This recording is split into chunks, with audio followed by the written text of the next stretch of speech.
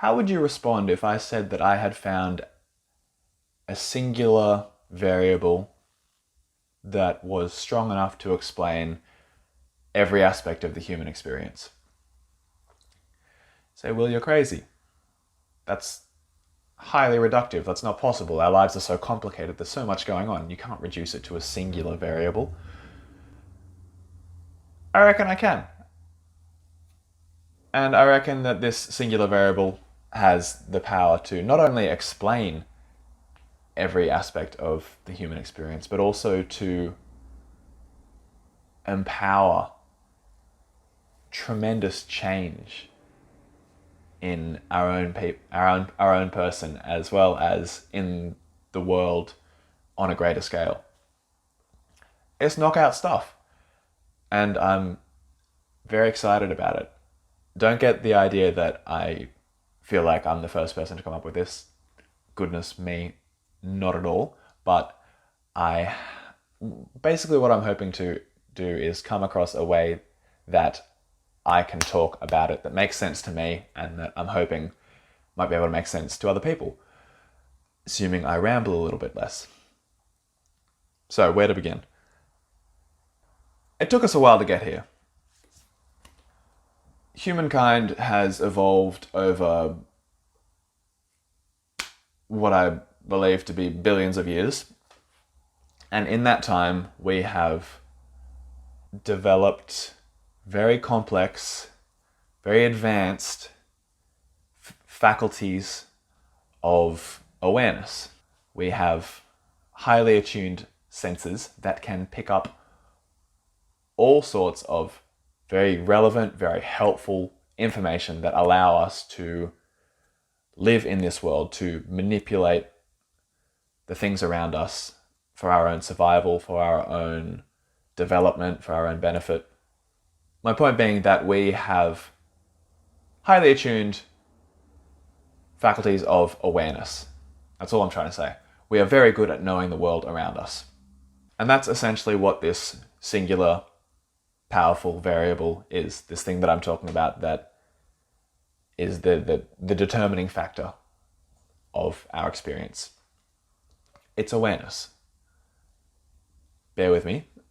It's perhaps different to, a little bit deeper, I think, than your average understanding of what awareness is. But awareness nonetheless. And the extent to which we are aware of our environment or grounded in our environment is the extent to which we experience reality truthfully. That almost goes without saying, but it's something we struggle with a surprising amount. This variable of awareness exists on a spectrum that ranges between open and closed. That's it. That's the thing. When our awareness is completely open, that's what it is to be mindful. That's also what it is to experience flow state. It's to be here and now. Because we have so many faculties of awareness, there are lots of different little avenues through which our awareness can flow. Tens of thousands of little avenues at any given moment. I know we only have 5 senses. Truthfully, we have arguably like 12 or 20 or 30. The science is variable. But the consensus is we have more than 5. Like, no question about it. Here's a bunch of our other senses that don't get readily included after touch, taste, smell, sight, and hearing. You also have, the one that comes to mind is proprioception. I like the word and I like the experience of proprioception. But there's a bunch others. There's also another one that isn't readily categorized by any major scientific thought as far as I'm aware. And that is the sense of our thoughts. Yes, our thoughts are something that we can be aware of, and they are therefore an experience. essential experience. We miss this most of the time because thoughts are abstract and we're too busy ignoring them while simultaneously identifying with them, very much to our undoing. Nonetheless, thoughts are something we can be aware of. So they are included amongst these 10,000 avenues through which we can know our present experience. They're a very prominent one, probably the most prominent one, especially if the mind is unkempt. The thoughts are overactive and they are wreaking a little bit of havoc on our experience. The thoughts tend to get in the way. They are the major thing that removes us from our experience. Our thoughts are what shifts us towards the closed end of the spectrum of awareness. If not for the reason that they're purely distracting, but also even more so because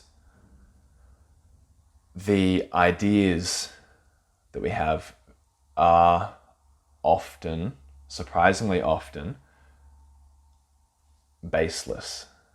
We have ideas that are false and they twist us away from seeing life clearly. They're distortions, they create illusions, and then we live our lives through these distorted illusions, and we find ourselves somewhat out of sync with our environment, and then we experience things like stress, tension, suffering, sadness, anger, mental health, pollution, all those fun things all come from a removal from reality that the mind creates without our realizing it. Something I think I forgot to mention. While we have this wonderful, powerful variable of awareness, it's actually the same thing as love. Awareness at its core, non-judgmental, open awareness, is the same thing as love. So when we are aware of our experience, what we're actually doing is we are loving our experience. We are living with love.